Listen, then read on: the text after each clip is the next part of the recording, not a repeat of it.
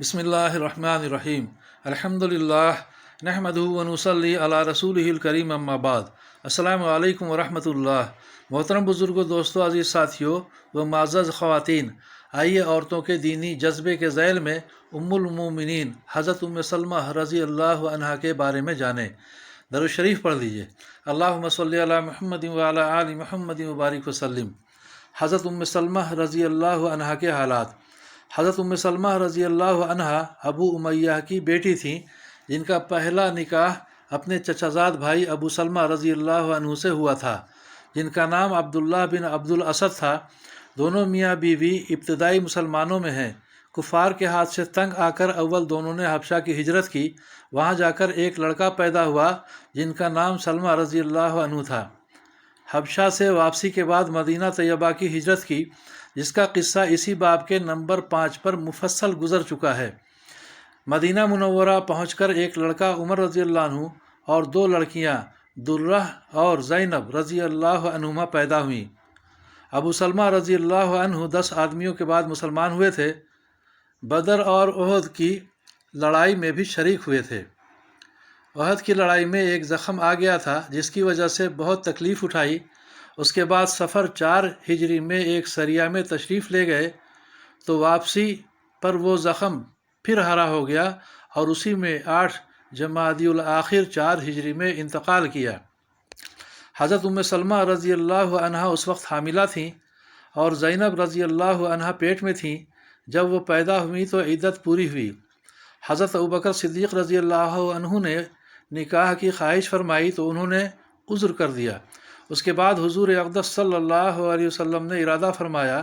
انہوں نے عرض کیا کہ میرے بچے بھی ہیں اور میرے مزاج میں غیرت کا مضمون بہت ہے اور میرا کوئی ولی یہاں ہے نہیں۔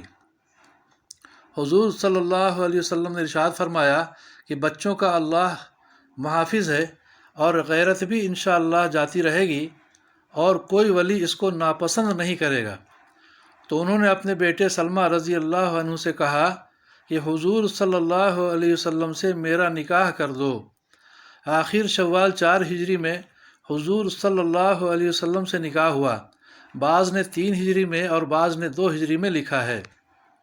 ام سلمہ رضی اللہ عنہا کہتی ہیں کہ میں نے حضور صلی اللہ علیہ وسلم سے سنا تھا کہ جس شخص کو کوئی مصیبت پہنچے اور وہ یہ دعا کرے، اللہم اجرنی فی مصیبتی واخلفنی خیرم منہا، یعنی اے اللہ مجھے اس مصیبت میں اجر عطا فرما اور اس کا نعم البدل نصیب فرما، تو اس کو اللہ جل شانہ بہترین بدل عطا فرماتے ہیں۔ ابو سلمہ رضی اللہ عنہ کے مرنے پر میں نے یہ دعا پڑھ تو لی تھی، مگر یہ سوچتی تھی کہ ابو سلمہ رضی اللہ عنہ سے بہتر کون ہو سکتا ہے۔ اللہ جل شانہ نے حضور صلی اللہ علیہ وسلم سے نکاح کرا دیا۔ حضرت عائشہ رضی اللہ عنہا فرماتی ہیں کہ ان کے حسن کی بہت شہرت تھی۔ جب نکاح ہو گیا تو میں نے چھپ کر حیلہ سے جا کر دیکھا تو جیسا سنا تھا اس سے زیادہ پایا۔ میں نے حفصہ رضی اللہ عنہا سے اس کا ذکر کیا۔ انہوں نے کہا کہ نہیں، ایسی حسین نہیں ہے جیسی شہرت ہے۔ امہات المومنین میں سب سے آخر میں حضرت ام سلمہ رضی اللہ عنہا کا انتقال 59 ہجری یا 62 ہجری میں ہوا۔ اس وقت 84 سال کی عمر تھی، اس لحاظ سے نبوت سے تقریباً 9 برس پہلے پیدا ہوئیں۔ حضرت زینب بنت خزیمہ رضی اللہ عنہا کے انتقال کے بعد ان سے نکاح ہوا اور حضرت زینب رضی اللہ عنہا کے مکان میں مقیم ہوئیں۔ انہوں نے وہاں جا کر دیکھا کہ ایک مٹکے میں جو رکھے ہیں اور ایک چکی اور ہانڈی بھی۔ انہوں نے جو خود پیسے اور چکنائی ڈال کر ملیدہ تیار کیا اور پہلے ہی دن حضور صلی اللہ علیہ وسلم کو وہ ملیدہ کھلایا جو نکاح کے دن اپنے ہی ہاتھ سے پکایا تھا۔ ان کے بعد حضور اقدس صلی اللہ علیہ وسلم کا نکاح زینب بنت جہش رضی اللہ عنہا سے ہوا۔ وآخر الدعوانا والحمد للہ رب العالمین۔